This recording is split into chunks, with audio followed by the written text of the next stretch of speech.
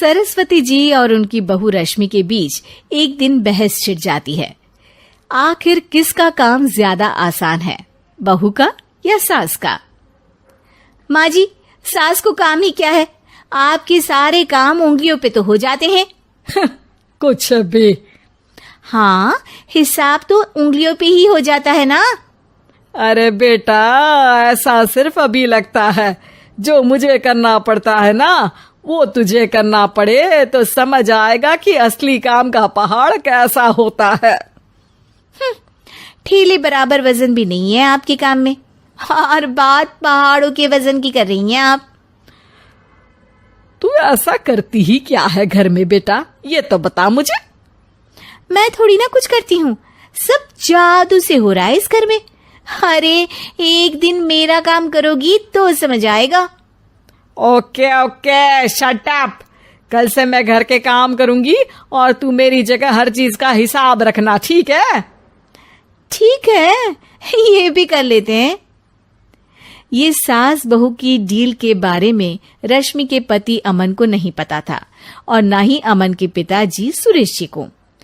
पर गेहूं के साथ साथ जैसे घुन भी पिस जाता है, ये दोनों भी पीसने वाले थे।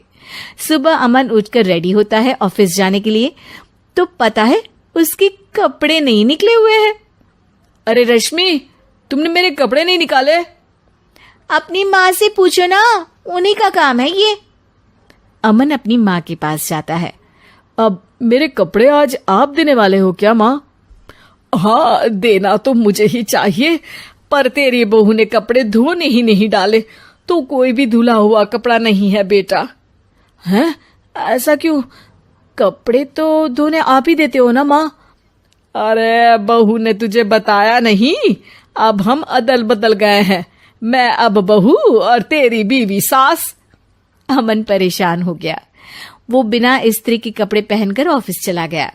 सरस्वती जी अपने घुटने के दर्द के कारण झुककर घर साफ नहीं कर पा रही थी और ना ही खाना बनाना याद रख पाई। उधर रश्मि पहले ही दिन घर की चाबी घुमा चुकी थी और 300 रुपए का हिसाब अलग नहीं मिल रहा था। पर दोनों का ही घमंड कैलाश पर्वत से भी बड़ा था और दोनों ही खेमे एक दूसरे की बात मानने को बिल्कुल तैयार नहीं थे। शाम को जब सुरेश जी और अमन खाना खाने बैठते हैं तो सरस्वती जी उनके सामने गाजर और पपीते लाकर रख देती हैं। अरे माँ, ये क्या है? ख्याली पुलाव के साथ सलाद। माँ जी खाना बनाना भूल गई लगता है। अरे एक एक चमन्नी का हिसाब है मेरे पास, खाना बनाना कैसे भूल जाऊंगी? ये तो मैंने पढ़ा था कि फल फ्रूट खाने से सेहत अच्छी रहती है, इसीलिए ये ले, एक फल खा ले। रात को सुरेश जी और अमन अपनी मीटिंग बिठाते हैं अकेले में। बाबूजी, इनकी लड़ाई के कारण ना हमें ठीक से खाना मिल रहा है, उल्टा घर के सारे काम रुक गए हैं। हाँ बेटा, 2 भैंसों की लड़ाई में बेचारे खेत के पौधों का भी नुकसान हो रहा है। पर पापा, क्या बताऊं आपको, मैंने माँ को इस महीने की 2 तारीख को बिजली के बिल के पैसे दिए थे। आज बिल भरने के लिए मांगने गया तो पता चला कि रश्मि उन पैसों से गैस सिलेंडर ले आई। अच्छा, तो सिलेंडर के पैसों का क्या हुआ?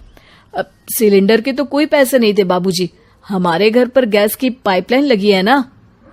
बेटा, इन दोनों का कुछ करना पड़ेगा, नहीं तो अपने घमंड के चक्कर में पूरा घर बर्बाद कर डालेंगी ये दोनों। अमन और सुरेश जी काफी सोच विचार के बाद एक निष्कर्ष पर पहुंचते हैं। रात ही को दोनों अपनी पत्नियों की अलमारी से नई साड़ी निकालते हैं और सुबह जब रश्मि और सरस्वती जी उठते हैं तो देखते हैं कि दोनों पति साड़ी पहनकर चढ़ाव पर सब्जियां काट रहे हैं। अरे ये सब क्या हो रहा है? क्या हो रहा है मतलब? आप दोनों अदल बदल हो सकते हो तो हम क्यों नहीं? अरे क्या मतलब? नहीं नहीं, मेरी भी बचपन से किसी की बहू बनने की इच्छा थी, तो आज से सरस्वती तुम बड़ी बहू, मैं मिडल बहू और अमन छोटी बहू। अरे लेकिन सब घर पर बैठ जाएंगे तो कमाएगा कौन? ये घर कैसे चलेगा? अब वो तो भैया या बाकी लोग जाने, अब हमने भी अदल बदल कर ही लिया है तो कुछ नहीं हो सकता।